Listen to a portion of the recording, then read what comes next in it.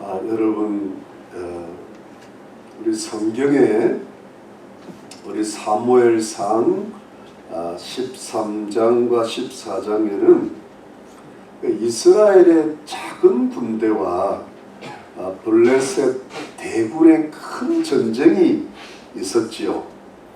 이 전쟁에서 이스라엘이 우여곡절 끝에 상당한 승리를 거두었습니다.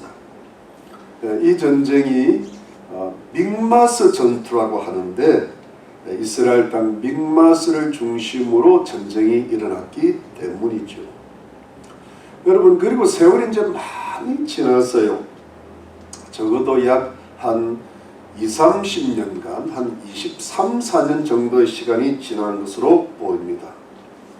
그러던 어느 날 이 사무엘 선지자가 사울 왕을 찾아왔습니다.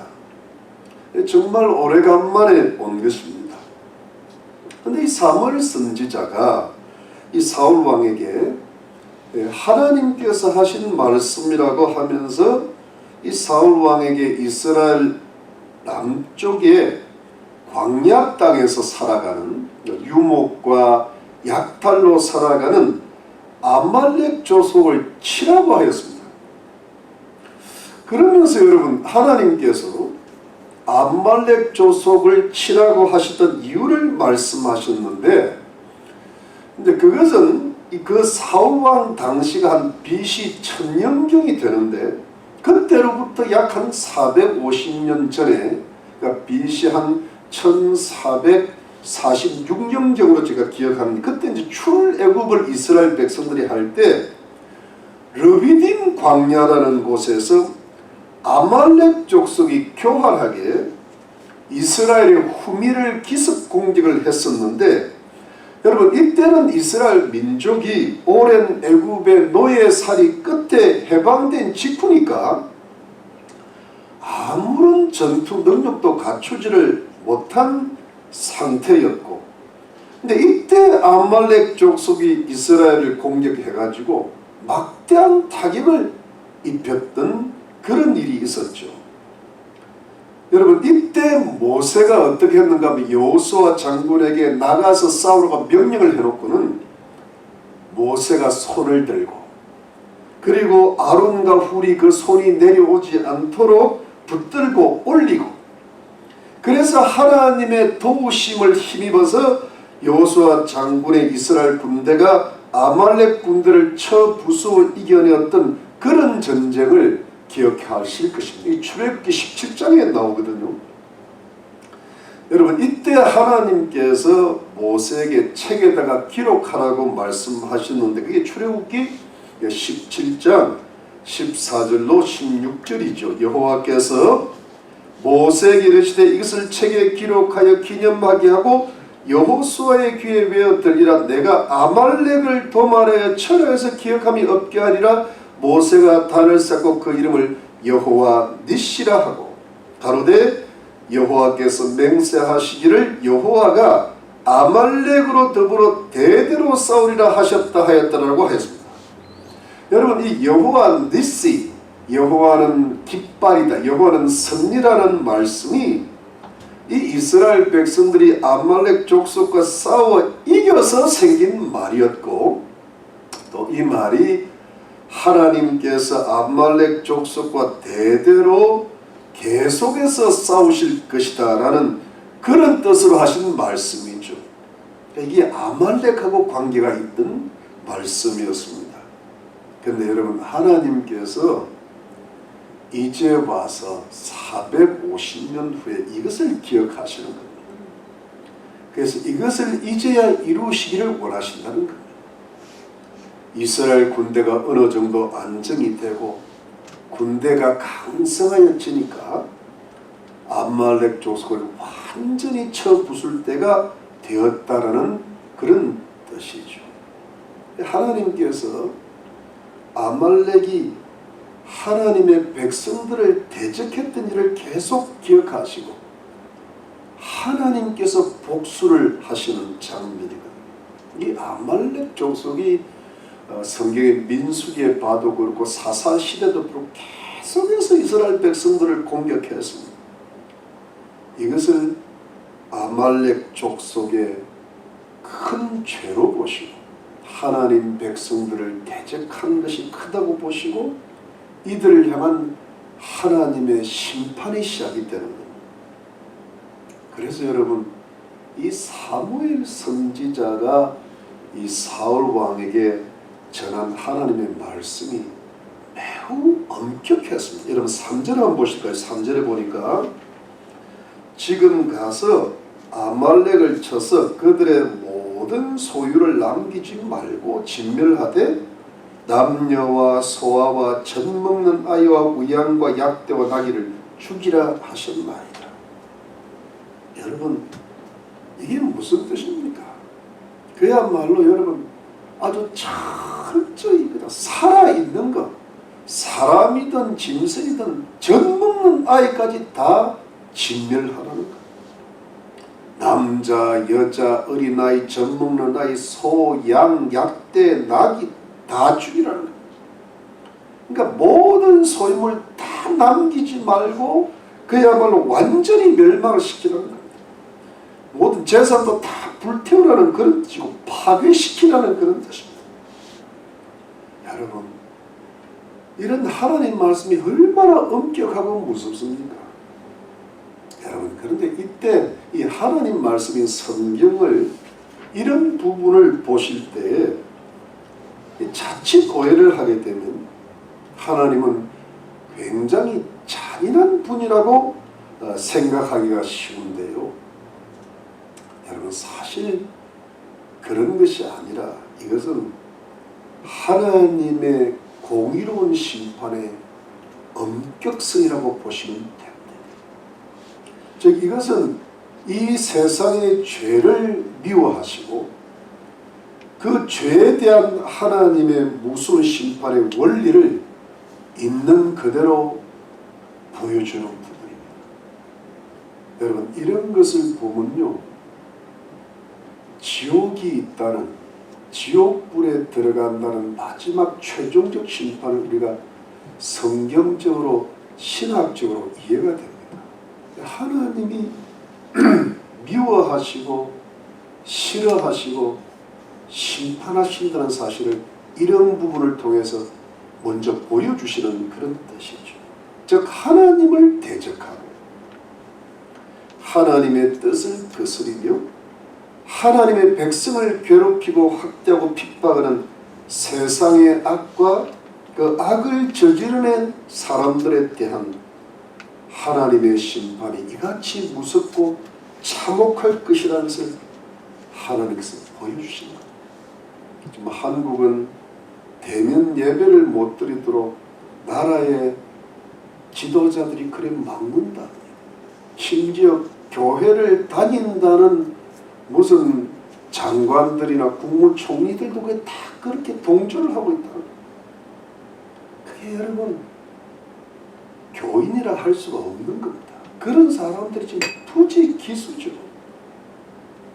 이렇게 하나님의 심판이 무섭다는 것을 모르니까 그러고 있는 거예요. 교회를 다닌다고 아는 게 아니에요. 왜? 하나님 말씀이 제대로 가르쳐지지 않는다든가 뭔가 모르고 있다는 거예요. 알고야 그렇게 하겠습니다. 그래서 이제 여러분 이 사울 왕이 이 사무엘 선지자가 전하는 이 하나님의 엄한 명령을 듣고는 그 말씀에 순종을 해요. 온 이스라엘 분들을 모집을 했는데 이스라엘 전체 지파에서 한 20만 명, 유다 지파에서만 10,000명에서 21만 명의 대군이 모인 거예요. 그래서 그 들라임이라는 곳에 아말렉 족속이 사는 곳 가까운 그 들라임이라는 곳에 엄청난 수의 군대가 모였습니다.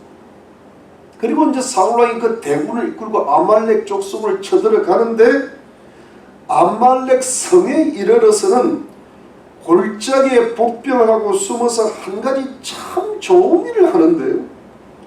그것은 아말렉 족속과 섞여서 함께 살아가던 갱 족속에게 연락을 해가지고 빨리 피해서 도망을 가라고 했던 겁니다. 여러분, 왜냐하면 이 갱 족속은 암말렉 족속과는 정반대로 이스라엘을 선대했기 때문에 이 겐 족속이 오래전에 모세 당시에는 미디안 지역에 거주를 했었는데 이스라엘의 출애굽을 똑같은 시대죠. 겐 족속이었던 모세의 처남 호밥이, 참 호밥이라는 이름이 저는 참 좋아요. 호빵 비슷해서 참 좋은데 빵이에요. 밥이에요. 호밥. 이 모세의 청을 받아들여가지고 이스라엘 백성의 광야길을 인도하는 안내자가 되었고, 그리고 이스라엘을 선대했죠. 그래서 이스라엘과 그때부터 이 겐 족속이 우호 관계를 가졌는데, 이후로 겐 족속은 이스라엘 남부의 브엘세바 근처에서 살게 되었고, 그러다가 이제 점점 남부로 내려가서 사울 왕 시대는 아말렉 족속들의 지역에 함께 살게 되었다는 겁니다. 이 사람들이 역사적으로 이스라엘 백성들을 선대하였기 때문에 하나님 백성들에게 잘하고 결국은 하나님께 잘한 것이기 때문에 함께 죽여서는 안 된다는 겁니다. 이들을 살려주라는 겁니다. 사울 왕은 이렇게 겐 족속을 우대하였죠. 이것이 하나님 백성들을 선대한 백성들에 대한 하나님의 은혜라고 보면 됩니다. 하나님의 심판이 엄정합니다. 잘한 것은 잘한 것이고 못한 것은 못한 것이고. 근데 이것을 사울 왕이 해냈던 겁니다. 참 좋은 장점, 참 이 사울 왕이 매력이 있는 왕이에요. 인간미가 풍부한. 이렇게 해서 전쟁을 했는데 그야말로 이 전쟁은 대승리를 거두었어요. 하윌라에서부터 술까지라는 것은 여러분 가나안 땅 남쪽에 아주 그냥 끝에서부터 끝까지 요단강 밑에서부터 저기 지중해까지 그 넓은 지역, 이스라엘 남부의 넓은 지역에 살아가는 아말렉 사람들을 다 쳐서 죽였습니다. 백성들을 다 죽인 겁니다. 가축들도 많이 죽였습니다. 불태우기도 하였습니다. 하나님의 말씀대로 다 하는 듯 했습니다. 여러분, 하나님 말씀대로 다 하는 듯 하였으나 이번에도 사울 왕은 하나님의 말씀대로 다 하지를 않았습니다. 여러분, 그것이 8절로 9절입니다. 8절 9절 한번 보겠습니다. 8절 9절입니다. 아말렉 사람의 왕 아각을 사로잡고 칼날로 그 모든 백성을 진멸하였을 때 사울과 백성이 아각과 그 양과 소의 가장 좋은 것 또는 기름진 것과 어린 양과 모든 종을 남기고 진멸키를 절개 아니하고 가치 없고 낮은 것은 진멸하니라. 여러분, 이것이 무슨 뜻인가 하면 이 사울과 이스라엘 군대가 이스라엘 그 아말렉 족속의 사람들의 그 넓은 지역 사람들을 다 죽인 겁니다. 그런데 아각 왕만은 죽이지 않고 포로로 사로잡았어요. 양과 소와 약대와 나귀들 가축들을 다 죽여서 했는데 가치 없고 품질이 낮은 동물은 죽였지만 품질이 가장 좋고 아주 기름진 가축들은 그냥 살려준 겁니다. 그러니까 왕만은 살리고 좋은 가축들만은 살려준 겁니다. 여러분, 사울 왕이 왜 왕은 살리고 좋은 가축들은 살렸을까요? 여러분, 그것은 사울의 입장에서는 왕을 살려놓으면 적의 왕만은 살려주었다는 뜻에서 사울 왕의 명예도 올라가고 또 어떤 이용 가치가 있어서 실리면에서 도움이 되기도 하고, 또한 좋은 가축들을 없애기가 아깝잖아요. 자신도 먹고 군사들도 나누어 주고 하면서 전쟁의 전리품으로 얻는 장점이 있죠. 즉 사울은 어떤 왕으로서의 명예와 백성들의 신리를 다소나마 얻으려고 했던 것이죠.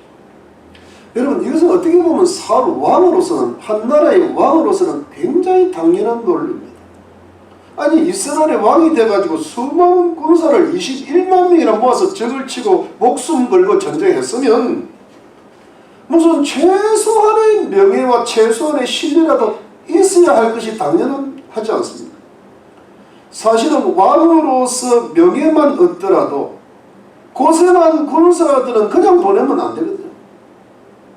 무엇이라도 나눠줄 것이 있어야 돼. 그래도 그 속에서 군사들이 몇 명은 다치고 몇 명은 죽었을 거랍니다. 그러니까 사울왕은 자기에게 이게 굉장히 중요한 겁니다. 누구나 그렇죠. 뭔가 자기도 기본은 얻어야 되고, 아니 고생한 군사들 나눠줘야 될 거 아니면 그냥 빈손으로 집으로 돌려보내면 어떡합니까? 여러분, 사울왕의 마음이 참 이해가 되는 성경의 대목이죠. 다 죽이고 다 파괴시키면 가져갈 것이 하나도 없고 나눠줄 것도 하나도 없는데, 그럼 백성들에게 미안하고 자기도 인기 떨어지고, 이 사울왕이 백성들의 실리를 챙겨주고 자신의 명예도 얻는 것이죠. 여러분, 이 사울왕은요, 이 왕으로서의 자신의 명예를 지키는데 굉장히 주력을 했습니다. 12절 한번 볼게요. 12절 말씀 끝에 보니까, 끝부분에 보니까, 사무엘이 사울을 만나려고 아침에 일찍 일어나더니 혹이 사무엘의 고에 가는데 사울이 갈멜에 이르러 자기를 위하여 기념비를 세우고 돌이켜 행하여 길갈로 내려갔다 하는지라. 사울이 갈멜이를 자기를 위해 기념비를, 이거는 성전비죠. 성전비. 그러니까 이런 거를 보통 왕들이 다 하거든요. 이방 왕들이 다 하고, 보통 뭐 큰 전쟁이면 뭐 개성문도 세우고 그게 뭐 몇 년도에 어디를 쳐서 수많은 구석을 묻힌다니까 어떤 그 왕의 전성비를 이렇게 세운단 말이에요.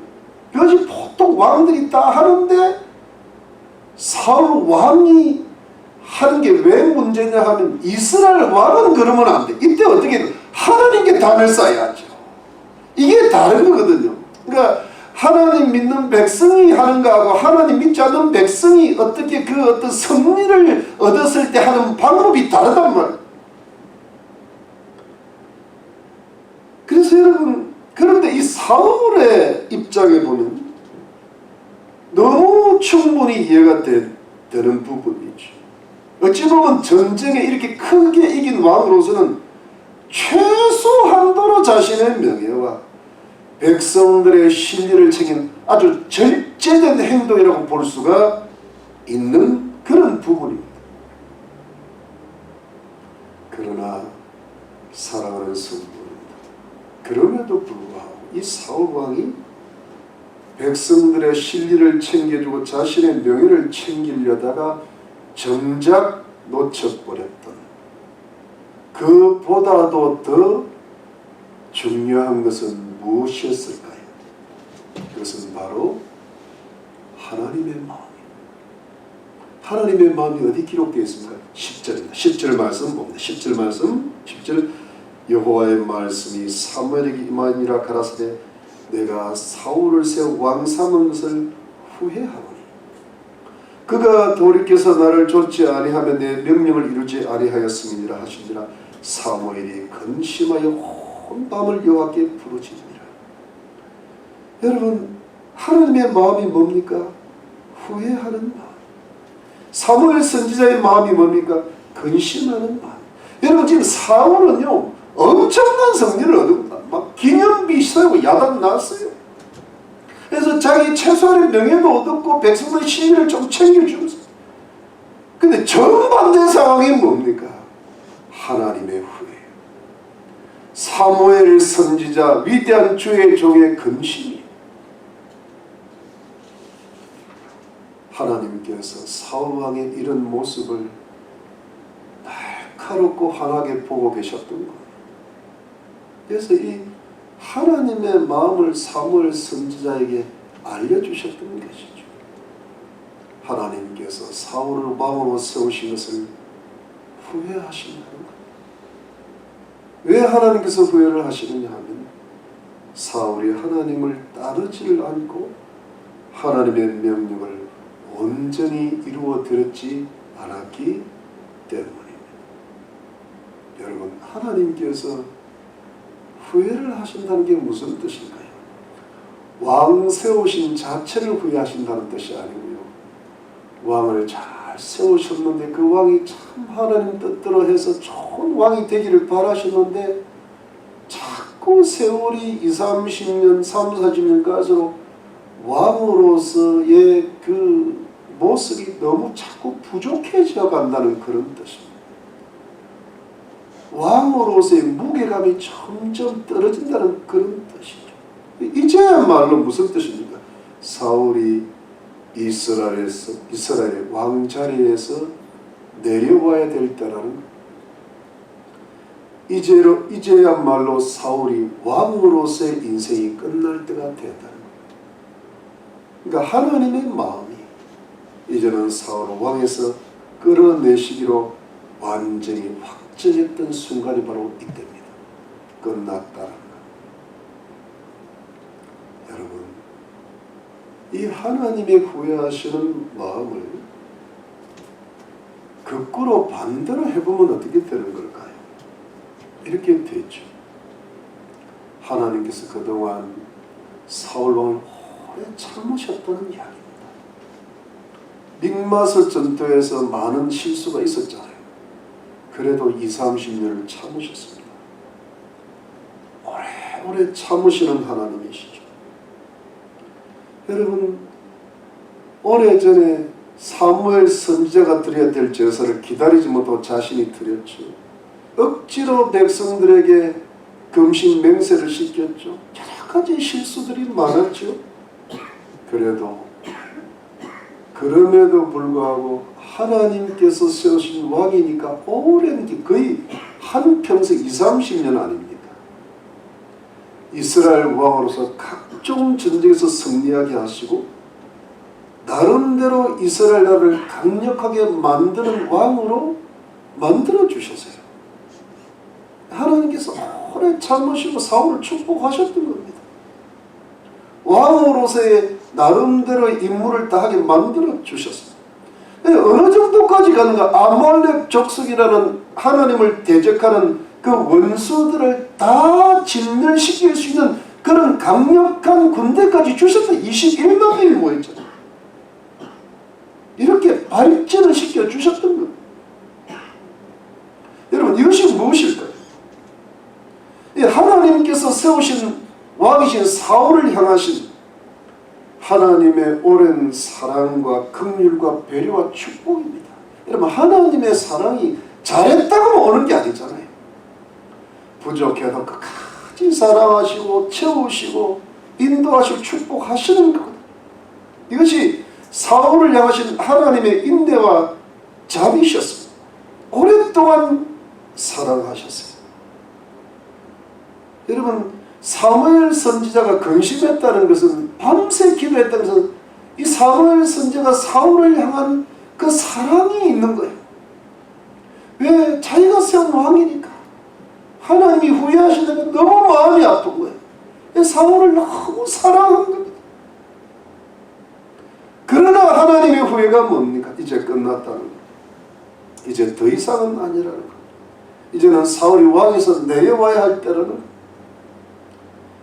사랑하는 성도, 우리가 여기서 간파하고 깨달아야 할 하나님의 뜻이 무엇일까요? 왜 사무엘 선지자가 신도 오래간만에 사울왕에게 나타나서 하나님 말씀을 전하면서 오래된 원수인 아말렉 족속을 하나도 남김없이 다 진멸하라고 명령하셨을까요? 왜 하나님께서 그러셨을까요? 성도님들, 바로 그것은 하나님의 사울왕을 향하신 두 번째 테스트였다. 첫 번째 시험은 20, 30년 전 믹마스 전투에서 하셨죠. 그때 사울은 하나님의 시험에 분명히 불합격했습니다. 근데 이제 와서 오래간만에 두 번째 큰 시험이 있었습니다. 물론 여러분, 이 20, 30년의 오랜 세월 사이에는, 하나님의 1차 시험과 2차 시험 사이에는 아마도 조그마하고 작은 시험들이 있었을 겁니다. 사울왕이 어떤 일은 잘했을 것이고 어떤 일은 못했을 겁니다. 그런데 이런 일들에 대해서 사울왕이 그렇게 하나님의 점수를 높게 받지 못했던 것으로 생각이 됩니다. 만일 그동안 사울왕이 하나님의 뜻대로 왕의 일을 잘 하였더라면 이런 시험을 아마도 안 하셨을 겁니다. 하시더라도 조금 더 나중에 했을 겁니다. 근데 이 사울 왕의 인생이 뭔가 부정적인 쪽으로 조금 기울어가고 있는 겁니다. 여러분, 이게 참 중요한 부분이에요. 이걸 돌이켜야 되는데 자꾸 이렇게 자기들이 기울어가는 겁니다. 하나님께서 오랫동안 사울을 참으셨어요. 여전히 사울을 사랑하시고 축복하셨습니다. 그러나 사울 왕은 하나님 보시기에 이스라엘 왕으로서의 그 자리를 오래 지키고 그 자리를 자녀들에게 물려주기에는 그 왕의 무게를 담으라 보니까 저울에 미달하는, 사울 왕은 하나님께서 원하시는 왕이 결코 아니었다는 겁니다. 그래서 이제 하나님께서 마지막으로 테스트를 하셨습니다. 이것은 하나님께서 사울 왕에게 이스라엘의 왕의 자리를 오히려 지킬 수 있도록 마지막으로 주시는 절호의 기회였을 수도 있습니다. 왜? 아무리 잘못해도 한꺼번에 이게 만회가 되는 있잖아요. 여러분, 옛날에 장학 퀴즈에 보면 계속 지고 있더라도 마지막에 찬스를 사용할 수 있는 기회가 있어요. 그걸 잘 사용하면 그냥 1등으로 올라가는 거예요. 그런 걸 이런 데 적용하는 거예요. 근데 어떻게 되었습니까? 여러분, 사울 왕은 이 마지막 절호의 기회를 놓쳤습니다. 여러분, 왜 사울 왕이 이 마지막 시험이라는 것은요, 떨어질 수도 있지만 합격할 수 있잖아요. 근데 이거를 딱 붙잡았어야 됐는데 놓쳤어요. 왜 놓치고 말았을까요? 성도님들, 그것은 사울이 하나님의 말씀의 엄격함보다는 세상의 진리를 추구했기 때문입니다. 여러분, 하나님의 말씀의 엄격함이 무엇인가요? 적을 다 진멸하라는 겁니다. 하나도 남기지 말라는 겁니다. 이것은 암말렉 족속을 향하신 하나님의 엄격한 심판을 대행하는 중대한 일이었습니다. 그러나 사울 왕이 추구했던 세상의 진리는 무엇이었을까요? 그래도 나에게 남는 게 있어야 된다는 것. 다는 진멸 못하겠다는 것. 자신의 명예와 신리를 위해서는 조금은 남겨야 되지 않겠다는 생각이 있죠. 여러분, 사울왕이 정말로 안타깝고 참으로 아까운 사람인 이유가 뭘까요? 많이 부족한 사람이 아닙니다. 많이 잘못된 사람이 아니에요. 정말 왕 제목이에요. 미스터 이스라엘이야. 키도 크고 그렇게 잘생기고 용맹하고 마음도 넉넉해요. 그런데 여러분, 뭔가 조금 부족한 거예요. 어느 정도 부족합니까? 사무엘 선지자를 7일을 기다렸다가 한두 시간을 못 참고 그렇게 죄를 짓고 막 제사를 자기가 지었죠. 이번에도 사무엘 선지자 오래간만에 와서 한 말씀을 잘 들었잖아요. 그리고 개인 정서도 다 살려주잖아요. 멋있어요. 아가 골만 베르고 다 죽였어요. 좋은 가축만을 살리고 다 죽였어요. 이 정도면 너무나 잘한 일이잖아요. 요즘 같으면 훌륭한 대통령 장로라고, 참 좋은 교인이라고, 장로라도 몇 분을 할 거예요. 누구나 칭찬할 만하고 존경할 만한 성도라고요. 네, 여러분, 이런 데 속으면 안 돼요. 거룩하신 하나님 보시기에는 그렇지가 않다는 거예요. 이게 말씀. 하나님의 마음은 자비에 넘치시고 긍휼에 넘치시지만 때로는 하나님의 말씀은 매우 엄격하시고 엄위하십니다. 여러분, 우리가 칼을 사용하는데 칼이 문에서는 음식이 잘 썰어지지 않잖아요. 그걸 깨끗하게 갈아야 음식이 싹싹 썰리잖아요. 하나님의 말씀은 성령의 검입니다. 날카롭습니다. 특히 하나님께서 심판을 행하실 때는 더욱 하십니다. 하나님의 말씀을 완전히 지키라는 겁니다. 온전히 순종하라는 겁니다. 하나님의 원수들인 적들을 철저히 진멸하는 겁니다. 그러면 어떤 생각이 듭니까? 이런 생각이 들죠. 아니 하나님, 우리가 세상을 살아가는데 하나님 믿는데 하나님 말씀을 순종하려고 하는데요, 그래도 세상의 진리를 추구하고 세상의 명예를 어느 정도는 구해야 우리가 살아가지. 아니 우리가 하나님 말씀만 엄격하게 추구하기만 하면 우리가 어떻게 살아요? 우리에게 뭐가 남나요? 그럼 우리가 어떻게 세상을 살아내나요? 우리 가족들과 이웃들과 어떻게 화평하게 지낼 수 있나요? 이런 생각을 하시게 되는 게 당연하죠. 어쩌면 이렇게 생각하시는 것이 우리가 당연할 겁니다. 여러분, 제 이야기에서 죄송하지만 제가 이런 생각을 계속했으면 우리 부모님 구원 못 받았을 겁니다. 목숨을 걸었거든요. 제가 누려야 될 재산 다 날렸습니다. 원고에 없던 이야기. 근데 여러분, 그 해답은 사울 인생 자체에 들어있습니다. 보세요, 사랑하는 성도들. 만약 이때에 사울 왕이 하나님의 엄격한 말씀에 철저히 순종했다고 가정을 한번 해봅시다. 사울 왕은 그야말로 전쟁에 이기고도 한 번은 명예와 신뢰를 못 얻었을 겁니다.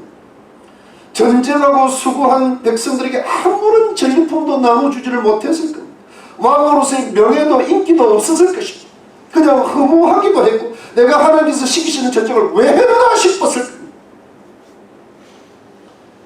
그러나 사랑하는 성도님들, 사울이 하나님으로부터 얻었던 최대의 진리가 무엇이었을까요? 그것은 영적인 진리였습니다.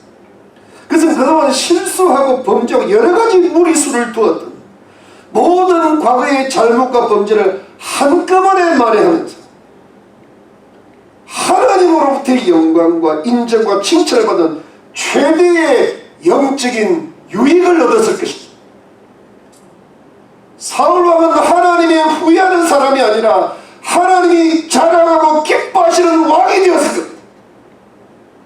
그동안 하나님으로부터 많은 시험을 받았을 때 크고 작은 불합격을 많이 받았었는데 그것을 이제는 한 번에 완전히 만회하여 하나님으로부터 완전 합격을 받았을 것입니다. 아멘 좀 하세요. 억지로 안 억지로. 네. 여러분, 시험을요 100번을 쳐도 떨어져도 한 번에 붙으면 되는구요. 지금 뭐 나는 그분을 별로 안 좋아하지만은 한국의 지금 대통령 후보 윤석열 씨가 뭐 사법고시 9번이니까 떨어졌대. 근데 마지막 그러니까 자기 동기는 다 올라갔는데 자기만 늦깎이 됐는데 지금 후보까지 올라갔죠. 우치 됐든 간에 잘 되기를 바라지만 글쎄요.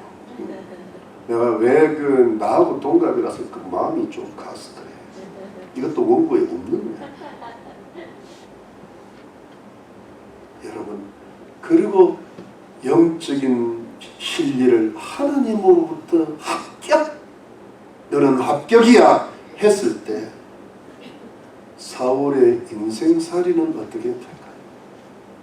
그것은 하나님께서 사울이 이 세상을 살아가는 데 필요한 모든 것들을, 세상의 진리들, 명예와 권세와 재물들을 다 챙겨주셨을 것입니다. 사울이 왕의 자리를 오래오래 보존하였을 것입니다. 하나님께서 사울을 끝까지 지켜주셨을 것입니다. 이것이 바로 하나님의 축복의 원리인 줄로 믿는 겁니다. 사울이 조금만 부족했더라도요 이렇게 비참하게 가지는 않았을 겁니다. 다윗을 끝까지 사랑했더라면 다윗이 얼마든지 사울을 높여줬을 겁니다. 그런데 이게 그렇지는 못합니다. 하나님께서 이스라엘 백성들이 여리고성을 공격하게 하실 때는 다 불태우고 다 죽이라고 하셨거든요.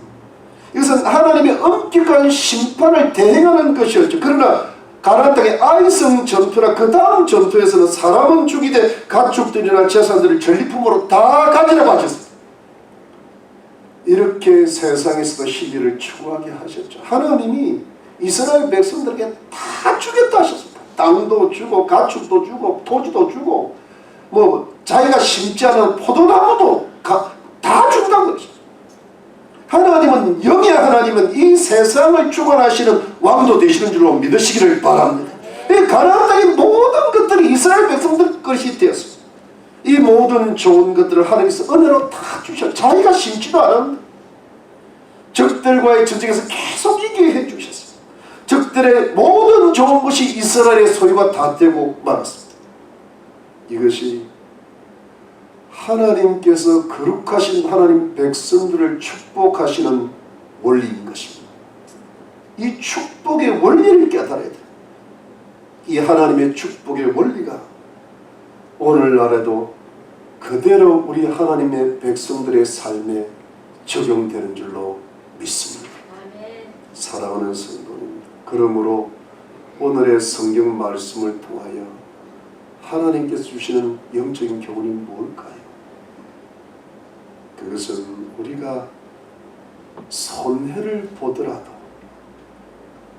하나님의 말씀에 철저히 순종을 해 보라는 것입니다. 하나님의 의미하시고 엄격하신 말씀이 때로는 나의 상식과 이성의 한계를 넘어가고 또 하나님의 말씀 때문에 설사 내가 좀 손해를 보고 아무것도 남는 것이 없다 하더라도, 나에게 전혀 이익이 되는 것이 없다 하더라도, 그러나 그것이 하나님의 거룩하신 말씀이고 하나님의 엄격하신 뜻이라면 철저히 순종을 한번 해보시라는 것입니다. 그러면 어떻게 된다는 겁니까? 먼저 하나님으로부터의 칭찬이 있다는 겁니다. 내가 너를 사랑한다, 기뻐한다. 이게 영적인 합격이라는 게 굉장히 중요합니다. 세상에서는 합격을 받았는데 하나님으로부터 불합격 받은 사람이 얼마나 많습니까? 하나님으로부터의 합격이에요. 이것이 영적인 유익입니다. 그리고 그 다음에 내가 손해본 것까지라도 하나님의 은혜로 나의 모든 것들, 나의 가정과 가족들에게 반드시 크게 갚아주시고 축복하실 것을 크게 믿고 살자라는 것입니다. 여러분, 이 말씀이 중요한 이유가 뭡니까? 여러분, 우리 하나님 백성들이 참 하나님 말씀도 읽고 지키려고 그러고 하나님 뜻을 열심히 깨닫고 지키려다 하다가 아깝게 실패하는 경우들이 보여요, 있어요. 그래서 하나님 앞에 불합격하고 하나님 마음을 후회시키고 슬퍼하시고 기뻐하시지 않는 이유가, 우리가 하나님을 예배하고 하나님을 섬기고 말씀대로 살려고 하다가도 우리 인생을 살다 보면 어느 순간에, 어느 시점에, 어느 형편에, 어떤 상황에 도달할 때, 그때 문득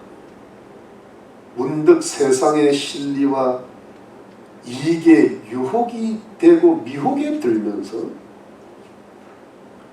마음이 변질이 옵니다. 마음이 싹 바뀌어요. 아침 만개처럼 들어옵니다. 신앙이 싹 힘이 빠지고 약해지면서 어떤 생각이 들어오는가 하면 자기 스스로의 힘으로 지혜로 현재 내 이익과 내 편리와 내 행복을 챙겨보려고 하는, 어찌 보면 욕심 아닌 욕심, 세상 사는 건 욕심이 그건 당연한 건데 하나님 앞에 내 욕심이 생기기 시작하다가 바로 그 어떤 욕심 아닌 욕심 때문에 하나님의 의미하신 말씀과 거룩하신 뜻을 놓쳐버리는 경우가 허다하기 때문에 하나님께서 반드시 반드시 더 크고 더 좋은 것으로 세상의 것이라도 세상의 어떤 재물이나 사람이나 명예나 권세라도 여러 배로 갚아주시고 챙겨주실 것을 그 결정적인 순간에 믿지를 못하니까, 전능하신 하나님을 100% 의지를 못하니까 세상을 보고 신앙과 마음이 변질되어 가는 겁니다. 그런 사람들이 부지기수입니다. 이것을 하나님께서 후회하시고 싫어하신다. 맺지는요, 스스로 자기 것을 먼저 챙겨보려다가 결국은 하나님의 축복을 자기 발로 차버리는 불운한 사람이 되고 만다는 겁니다. 이것을 여러분 크게 보면 자기 인생 자기가 살다가 자기 복 놓친 겁니다. 근데 아까운 사람들은 대체로 잘 하다가 안타깝게 자기 것을 자기가 먼저 챙겨보려다가 하나님 말씀을 온전히 순종한 것을 놓치면서 불합격의 길을 걸어가게 되고 비운의 길을 걸어가게 된다는 것. 그러므로 여러분, 우리가 하나님의 거룩한 백성으로서 하나님의 거룩하신 말씀을 지키는 것 때문에 그것이 내 마음에 좀 부담이 와요. 왜냐하면 다 진멸하라고 그러니까. 하나님 훌쩍게 진멸하라고 그러시나. 전문가에는 불쌍하시다. 그게 나로서는 부담이 되거든요. 하나님 말씀은 늘 부담입니다. 근데 그럴 그 부담이지만 그것이 하나님의 의미하신 말씀이니까, 성경이니까. 나는 이해는 못하겠지만 그래도 하나님 말씀이고 하나님 뜻이니까, 하나님이시니까 먼저 손해도 좀 보고 희생도 하고 아무 남는 것도 없고 때로는 가정에서 핍박을 받는 일이 생긴다 하더라도 하나님의 말씀에 온전하게 진실과 최선을 다해서 순종을 해보시라고 권면하고 싶습니다. 이 선을 넘어가야 돼요. 괴롭고 힘들고 귀찮아도, 하고 싶지 않아도, 부담이 있더라도, 손해보더라도 하나님의 말씀을 지키는 것을 내 인생의 최고의 본분이요 의무라고 생각하시기를 권면을 드리는 것입니다. 왜냐하면 여러분, 이것이 하나님께서 나의 하나님을 믿는 신앙의 순수하고 성결한 정도를 가늠해 보시는 하나님의 불같은 시험이라고 생각하시고, 그 시험을 통과하시면 그 손해와 눈물과 희생과 고통과 헌신을 하나님께서 여러 배로 30배, 60배로, 100배로 갚아주시는 하나님의 크시고 분명한 축복의 원리가 반드시 우리 가정과 우리 산업과 우리 자녀들에게, 우리 교회에 새롭게 임하시고 큰 길을 내시고 큰 기적을 내실 것을 믿으시기를 바랍니다. 여러분, 다니엘의 세 친구 이걸 통과하니까 바벨론 제국의 최고의 자리를 차지합니다. 다니엘이 사자굴에 들어가니까 사자가 다니엘을 먹지를 못하는 겁니다. 최고의 자리, 바벨론 제국뿐 아니라 바벨론은 멸망하고 페르시아 제국의 최고의 총리까지 올라가는 겁니다. 운명이 바뀌는 장면이에요. 여러분, 왜 운명이 못 바뀝니까? 자기 한계를 못 벗어나는 겁니다. 근데 자기 한계를 누가 벗게 하는가? 하나님의 말씀입니다. 내가 생각하는 하나님 말씀 아니고 하나님의 말씀이 생각하는 하나님의 말씀, 그거를 내가 뚫고 지나갑니다. 그래야 바뀝니다. 내가 내 힘 가지고는 안 됩니다. 나는 이 정도면 고치지. 의사가 보는 그거는 그게 아니에요.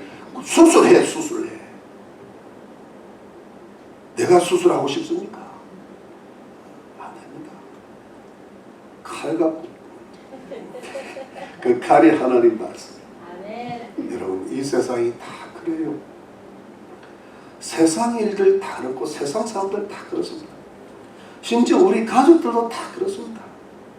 여러분, 세상 일 다 생각하고 우리 가족 생각, 이웃 다 생각하면요, 그들 다 챙겨주고 그들 형편 생각하고 내 입장 다 살피다가는 즉 세상의 명예와 신리와 인정과 이익을 다 챙기고 그저 편할 대로 살다 하다가는 여러분 우리가 챙겨줘야 될 사람은 아말렉 사람이 아니고요.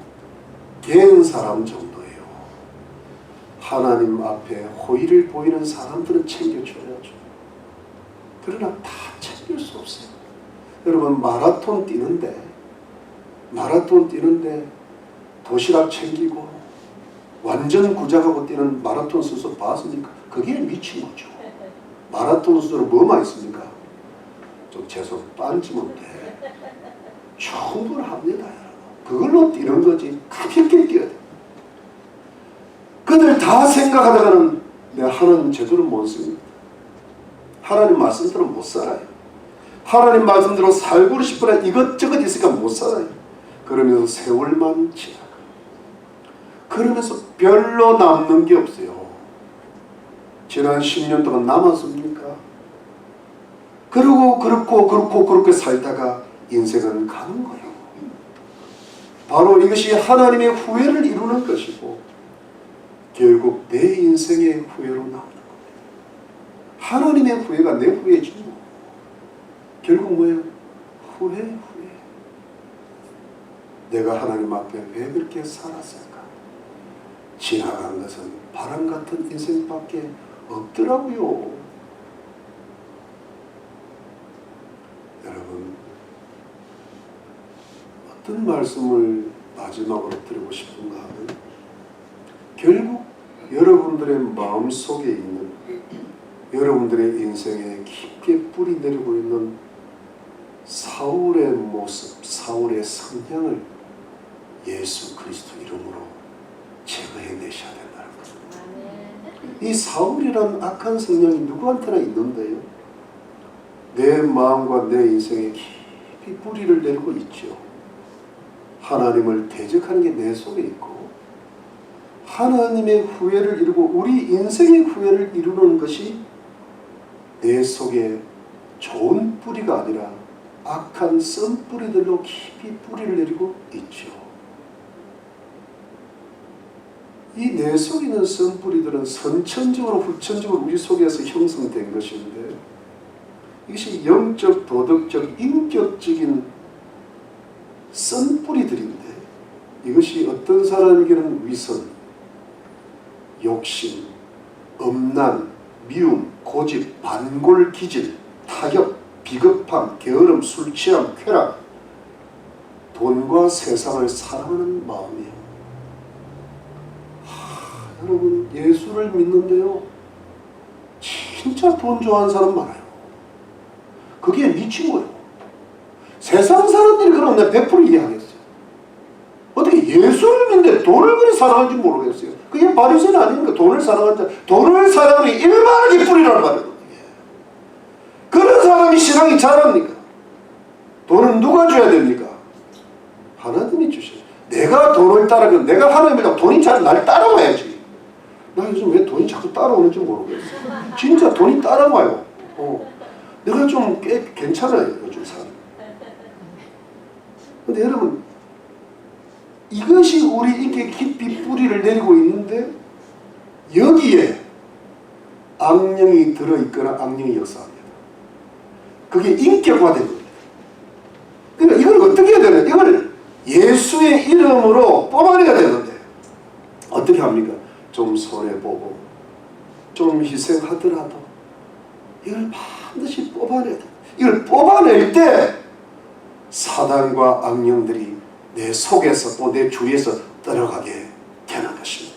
근데 이 뽑아내는 방법이 사탄 물러가라도 했지만 더 중요한 게 뭐냐니까 하나님 말씀 매일 읽고 기도 열심히 하면 사탄이 내 속에서 또 내 밖에서 더 이상 있을 수가 없는 거예요. 아이고 가야 되겠다. 아유 좀 친해볼라 했더니 가야 되겠다. 떠나면 어떻게 돼요? 내가 밝아지죠. 밝아지면 어떻게 돼요? 가족과 이웃들에 있는 그 악령의 역사, 인격들을 뿌리 뽑을 수 있는 힘이 내게 주어지는 겁니다. 이래서 다 이걸 하나님께서 도와주시는 그런 역사가 있는 이 가정에서 이웃에서 이런 게 일어나게 되는 줄로 믿습니다. 이게 하나님이 하시는 여러분 손해를 보시더라도 하나님 말씀을 철저히 지켜보세요. 그리고 하나님으로부터 합격을 받아보십시오. 하나님으로부터 합격을 받으시면 반드시 우리가 손해본 것까지 희생한 것까지 눈물까지 다 기억하시고 가장 좋은 것은 100배의 축복으로 갚아주시는 축복의 원리가 여러분들에게 적용되실 것을 믿으시기를 예수 그리스도 이름으로 축원합니다.